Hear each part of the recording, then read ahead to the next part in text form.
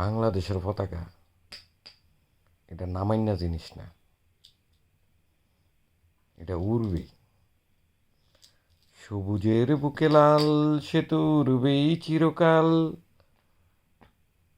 আসিফ ভাইয়ের গানটা কি বুঝলে গেছো? তো আসিফ ভাইয়ের এই গানটার অর্থ আছে,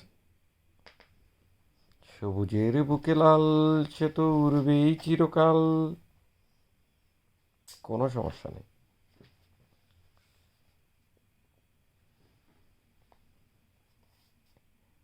এটা আমার শখ, বাংলাদেশের পতাকা নিজের চোখের সামনে উড়তে দেখব। তার মানে কি জানো?